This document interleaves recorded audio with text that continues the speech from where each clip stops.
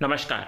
TVS talks YouTube channel में आपका स्वागत है। मैं दोबारा हाजिर हूँ अनुपमा के आज के 29 जनवरी के लेटेस्ट एपिसोड के अपडेट्स और ट्विस्ट एंड टर्न्स के साथ। तो उससे पहले अगर आप सब लोग हमारे इस चैनल पर नए हैं तो इस चैनल को लाइक और सब्सक्राइब कर लीजिएगा और वीडियो को पूरा एंड तक ज़रूर देखिएगा। तो चलिए बिना देर के जानते हैं क्या कुछ हुआ है आज के एपिसोड में पूरे डिटेल्स के साथ।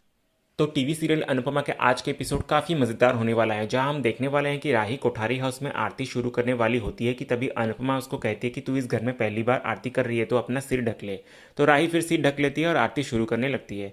फिर इधर राही प्रेम को भी बुलाती है तो प्रेम भी आकर उसके साथ आरती करने लगता है। और फिर तभी पराग, ख्याति और बा तब हैरान रह जाते हैं जब प्रेम अनुपमा को आरती करने के लिए बुलाता है।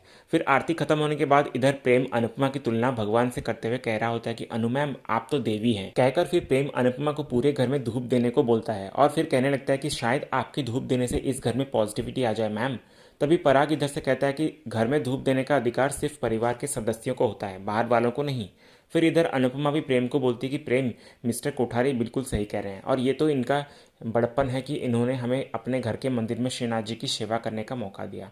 प्रेम भी इधर से कहता है कि भगवान सबके होते हैं मैम। अनुपमा फिर बोलते कि हाँ भगवान सबके होते तो हैं, लेकिन घर घर वालों का होता है और अपने घर में धूप देने का अधिकार सिर्फ घर वालों को ही है।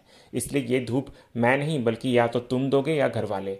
फिर प्रेम बिना किसी हिचकिचाहट के साथ अनुपमा की बात मान लेता है और पूरे घर में धूप करने लगता है। तभी इसी दौरान शाह परिवार कोठारी हाउस में जगमगाते हीरों के आभूषण देखकर दंग रह जाते हैं। तभी किंजल इधर से पूछती है कि वो क्या है। मीता फिर कहने लगती है कि वो हमारे यूनिक डिज़ाइंस हैं जिन्हें इंटरनेशनल अवार्ड्स भी मिले हैं। फिर गौतम भी इधर से कहता है कि ये डायमंड्स बहुत ही यूनिक और प्रीशियस हैं, अंधेरे में भी चमकते हैं। फिर तभी पाखी, पारितोष और लीला को जब इन हीरों की कीमत का पता चलता है तो वे और भी ज़्यादा चौंक जाते हैं। तभी पाखी कोठारी इसको पूछने लगती है कि क्या हम पास जाकर देख सकते हैं। पराग फिर इधर से कहता है कि हाँ देख सकते हैं, लेकिन कैबिनेट को हाथ मत लगाना क्योंकि लेज़र और टेम्परिंग अलार्म्स जो लगे हैं। फिर बाकी बात तोशु, ईशानी सब जाकर उन हीरो के डिज़ाइंस को देखने लग जाते हैं। तभी उनमें से एक हीरे के हार को देखकर ईशानी कहती कि सो प्रिटी। फिर पाखी इधर से ईशानी को कहती कि तू डायमंड नहीं बल्कि राजा को देख। ईशानी फिर बोलती कि उसकी शक्ल देखी है आपने। पाखी बोलती कि इतनी भी बुरी नहीं है उसकी शक्ल।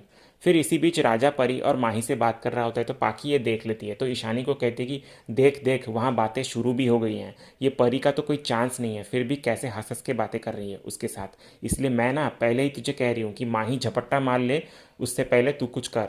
आया समझ में तेरे? और ये गुड लुक्स ना कुछ भी नहीं होता है, शादी के बाद हर कोई रोता ही है। तू वहाँ सड़ी हुई झोंपड़ी में बैठकर रोए उससे अच्छा है ना तू यहाँ ये आलीशान बंगले में बैठकर रोए।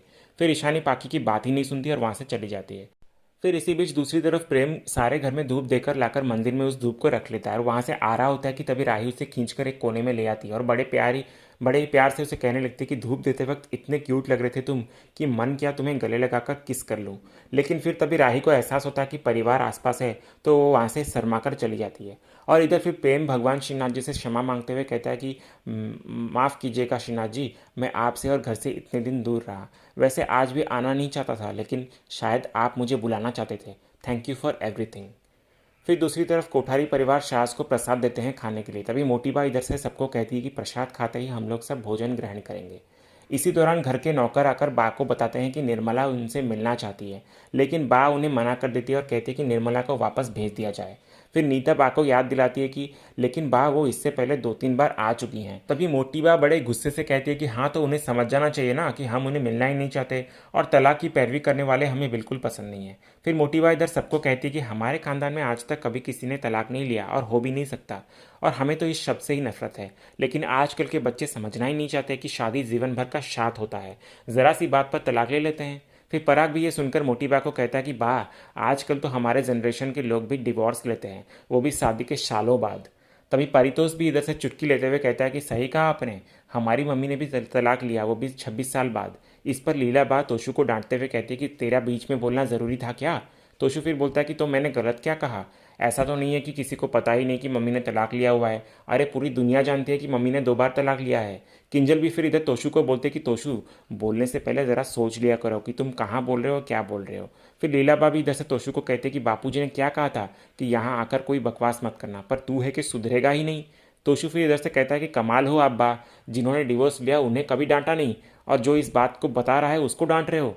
फिर ये सब सुनकर इधर राही को भी गुस्सा आता है और वो तोशु को कुछ बोलने वाली ही होती है कि अनुपमा उसे रोक लेती है और चुप रहने को कहती है। और इधर प्रेम भी कुछ बोलने को जा रहा होता है कि तभी उसे अनिल रोक लेता है। फिर तभी इधर ख्याति माहौल को सही करने के लिए सबको कहती है कि चलिए खाना खाने ही चलते हैं, खाना तैयार है, आइए।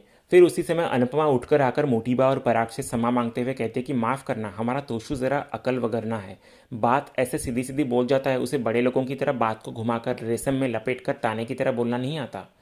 इसी बीच फिर दूसरी तरफ शाह परिवार खाने की टेबल पर आकर बैठते हैं भोजन करने के लिए। फिर उसी वक्त प्रेम अचानक जाकर पराग के खाने की कुर्सी पर बैठ जाता है, तो इस पर मोटीबा प्रेम को कहती है कि प्रेम बेटा, तो दूसरी कुर्सी पर जाकर बैठ जा, क्योंकि ये तेरे पापा की कुर्सी है। पर प्रेम है कि टस से मस नहीं होता और उठता ही नहीं। तभी गौतम इधर से प्रेम को कहता है कि प्रेम, सुना नहीं मोटीबा ने क्या कहा, और मैं इस घर का जमाई होकर आज तक नहीं बैठा इस चेयर पर। प्रेम फिर इधर से कहता है कि क्यों, ये कुर्सी करंट मारती है क्या। तभी ख्याति इधर प्रेम को बोलती है कि प्रेम बेटा, जमाई जी से ऐसा बात मत कर लो। फिर प्रेम ख्याति को कहता है कि और आप मुझसे बिल्कुल भी बात मत कीजिएगा। तभी बापूजी इधर प्रेम को कहते हैं कि बेटा मेरे पास आकर बैठ जा, तो प्रेम झट से मान जाता है और आकर बापूजी के पास वाली कुर्सी में बैठ जाता है। फिर तभी अनुपमा उठकर मोटीबा को कहते हैं कि आप लोग भी बैठिए ना साथ में। मोटीबा फिर इधर से कहते हैं कि नहीं नहीं, आप बैठिए, और हमारे यहाँ औरतें बाद में खाती हैं। तो इस बात पर लीलाबा कहती है कि तो हम क्या जेंट्स हैं। फिर मोटीबा कहती कि नहीं नहीं, आप तो मेहमान हैं ना, इसीलिए। अनुपमा फिर इधर से कहती कि लेकिन आप बड़ी हैं और हमारे घर में बड़े पहले खाते हैं। मोटीबा फिर अनुपमा को कहती कि लेकिन यह आपका घर नहीं है, घर हमारा और नियम हमारी, तो आप बैठिए। तभी मोटीबा खुद अपने हाथों से सबको खाना परोसने लगती है और खाने के आयोजन को देखकर इधर शास पूरी तरह से दंग रह जाते हैं। फिर तभी इधर पराग कहने लगता है कि सब्जियां, दूध, घी, दही, मक्खन जो आप से देख रहे हैं ना, सब हमारे फार्म से आता है और वो भी शुद्ध, कोई पेस्टिसाइड्स नहीं, कोई मिलावट नहीं, इसलिए एन्जॉय योर मील। फिर सब खाना खाने लगते हैं और तभी अनुपमा बा को कहते हैं कि सच कहूँ तो खाना बहुत ही अच्छा बना है। ख्याति और नीता तभी अनुपमा को कहते हैं कि ये सब कुछ बा ने बनाया है, वो भी अकेले, सुबह 3 बजे उठकर। तभी लीला ये सुनकर आश्चर्य हो जाती है और कहती है कि ये सारा खाना आपने अकेले बनाया है।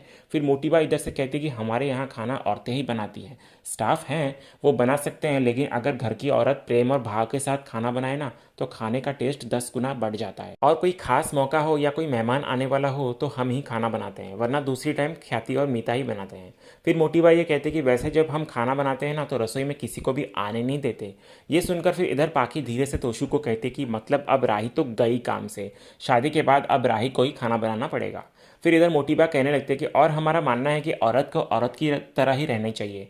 अगर औरत मर्द बनने की कोशिश करे तो घर बिखर जाते हैं। औरत को घर में सज धज के रहे, खाना बनाए, परिवार को संभाले, श्रीनाथ जी की सेवा करे, तो लक्ष्मी जी अपने आप ही घर में विराजमान हो जाती है। फिर तभी इस बात पे राही मोटीबा को जवाब देते हुए कहती है कि लेकिन आजकल औरतों को सब कुछ करना पड़ता है, घर के काम भी और बाहर के काम भी। फिर मोटीबा इधर कहती है कि बाहर काम करना अगर औरत की मजबूरी है तो ठीक है, लेकिन शौक नहीं होना चाहिए। और ख्याति भी शादी से पहले ऑफिस में काम करती थी, लेकिन शादी हो जाने के बाद परिवार संभाल रही है। फिर इस पर राही कुछ भी नहीं कहती। फिर दूसरी तरफ मोटीबा सब शाह फैमिली वालों को और अनुपमा को उपहार देने लगती है और बोलने लगती है कि हमारे यहाँ मेहमान को मुखवास खिलाने की और पोटली में बांधकर उपहार देने की परंपरा है, ताकि साथ बिताए पलों की मिठास और उसकी महक साथ जाए। फिर तभी अनुपमा कहती है कि पर ये पोटली तो भारी लग रही है। तभी पराग इधर से कहता है कि इसमें मुखवास के साथ साथ एक छोटी सी भेंट भी है। फिर तभी इधर पाखी जब उस पोटली को खोलती है तो उसमें सोने की गिन्नी होती है। तो फिर ये सुनकर अनुपमा उपहार को लेने से इनकार कर देती है और कहती है कि हम इसे नहीं ले सकते, ये मुखवास रख लेते हैं, लेकिन ये नहीं ले सकते।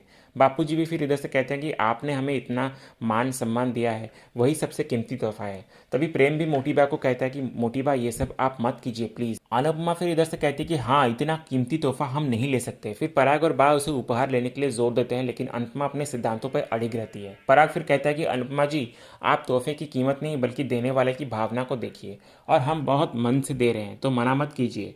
फिर मोटीबा प्रेम को कहते कि प्रेम, तू तो जानता है ना कि हमारा परिवार की ये परंपरा है, जब तेरे दोस्त आते थे तब भी हम उनको गिफ्ट देते थे, और तब तो तू मना नहीं करता था, तो आज क्यों मना कर रहा है। फिर पराग बापूजी को कहता है कि बापूजी, हम आपका मान कर रहे हैं तो आप भी हमारा मान कीजिए ना। फिर बापूजी मान जाते हैं और अनुपमा भी उनके साथ मान जाती है तोहफा लेने के लिए और धन्यवाद करते हुए नजर आती है। फिर तभी मोटीबा राही को कहती है आकर कि राही बेटा, हमें हमारी प्रेम की पसंद पसंद है और हम बहुत खुश हैं कि तुम्हें श्रीनाथ जी की आरती आती है और तुम कितना अच्छा गाती हो और कितने अच्छे संस्कार हैं तुम्हारे। तो आज हम तुमसे कुछ मांगना चाहते हैं, मना मत करना। इस बात पे राही थोड़ी टेंशन में आ जाती है, तो मोटी बा राही को लेकर आकर सोफे पे बिठाती है और मीता को बोलती कि मीता, वो वाली थाल लेकर आना जिसे देखने के लिए हमने सबको मना किया था, तो जा लेकर आ। फिर इधर मीता वो थाल लेकर सबके सामने आती है जो एक लाल कपड़े से ढका हुआ होता है और लाकर उसे वो टेबल पर रख देती है। फिर दूसरी तरफ इधर मोटी बा उस थाल में से लाल कपड़े को हटाती है तो उसमें सारे सुहागन के श्रृंगार के सामान होते हैं, जो देखकर इधर राही के साथ साथ सब लोग चकित रह जाते हैं। और फिर बा उस थाल में से एक लाल चुनरी को उठाकर लाकर राही के सर पे ओढ़ देती है और उसे पल्ला आगे करने को कहती है और उसमें सगुन का सामान रखते हुए अचानक कहती है कि अब जल्दी से शादी करके राही प्रेम कोठारी बनकर इस घर में आ जाओ बेटा, हमें तुम स्वीकार हो और हमारे प्रेम की पसंद मतलब हमारी पसंद। लेकिन इधर ये सब सुनते ही राही अचानक उठ जाती है तो उसके सर से चुनरी भी नीचे गिर जाती है और वो साफ साफ शादी करने को इनकार कर देती है। और फिर इधर बा और पराग राही के इस जवाब से स्तब्ध रह जाते हैं और इसी सीन के साथ ही आज का ये एपिसोड यहीं खत्म होता है। तो दोस्तों, आने वाले अपकमिंग एपिसोड में हमें दिखाया जाता है कि राही मोटी बा से कह रही होती है कि उसे अपने करियर पर ध्यान देना है, उसे अभी शादी नहीं करनी है। प्रेम भी बा से अनुरोध करते हुए नजर आता है कि वो उसकी बात समझे, लेकिन बा गुस्से से कहती है कि वो स्वतंत्र विचारों वाली महिला को समझ नहीं सकती और ना ही समझना चाहती है। अनुपमा फिर इस पर सवाल उठाते हुए कहती है कि अगर शुरुआत में ही आप हमारे खिलाफ हैं तो भविष्य में सब कुछ कैसे संभालेंगी। तो इसी तरह के अनुपमा के डेली एपिसोड के अपडेट्स जानने के लिए हमारे इस चैनल से जुड़े रहिए और चैनल को सब्सक्राइब करना मत भूलिएगा। मिलते हैं हम एक नए एपिसोड के अपडेट्स के साथ, तब तक के लिए टेक केयर।